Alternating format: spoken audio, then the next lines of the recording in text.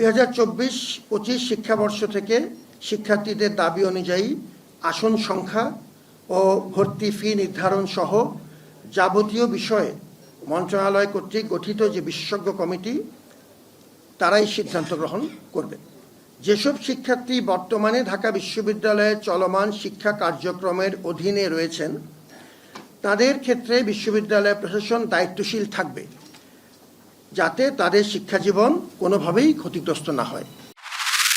দায়িত্বরত থানার OC, AC সহ এই হামলার সাথে যারা জড়িত আছে তাদেরকে আগামী 24 ঘন্টার মধ্যে প্রত্যাহার করে বিভাগীয় ব্যবস্থা নিতে হবে। ঢাকা বিশ্ববিদ্যালয় 7 কলেজ শিক্ষার্থীদেরকে মুখোমুখি অবস্থায় নিয়ে এসেছে, এর সম্পূর্ণ দায়ভার ঢাকা বিশ্ববিদ্যালয়ের প্রভিসির।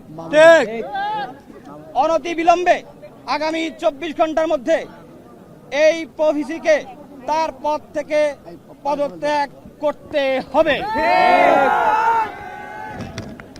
এই দাবিগুলো যদি মেনে না নেওয়া হয় আগামী 24 ঘন্টার মধ্যে, তাহলে আমরা নিউ মার্কেট থানা ঘেরাও কর্মসূচি ঘোষণা করলাম।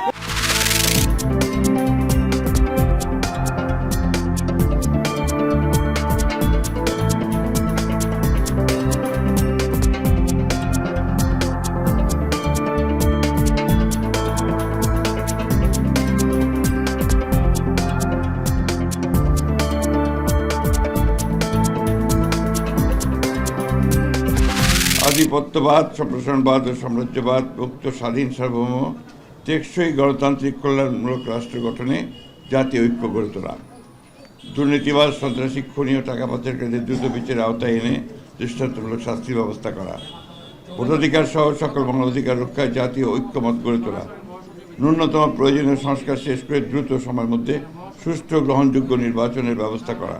দ্রুত সময় আমরা সেখানে শব্দটা ব্যবহার করেছি, খুব বেশি সময়টা না নিয়ে যৌক্তিক, সেই যৌক্তিক সময়টা আমরা বলেছি 1 থেকে 1.5 বছরের মধ্যে, এরকম একটা কথা আমরা বলেছি।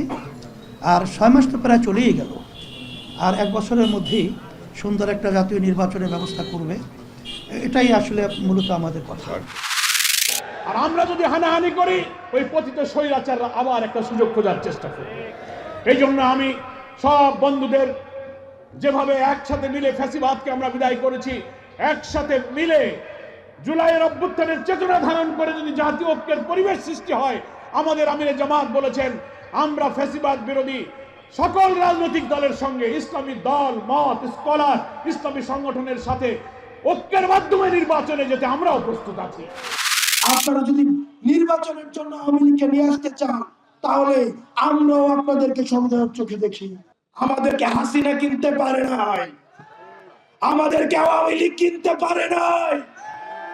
আমরা ত্যাক্ত কণ্ঠে বলতে চাই, এই তরুণ প্রজন্মের সাথে আপনারা যারা বেইমানি করবেন, আপনারা আমাদের আসনের লোক দেখাবেন, আপনারা বলবেন আমরা মুখ আসন ছেড়ে দিব, পার্লামেন্টে একটা সিট দিয়ে আপনারা আমাদেরকে কিনতে পারবেন না।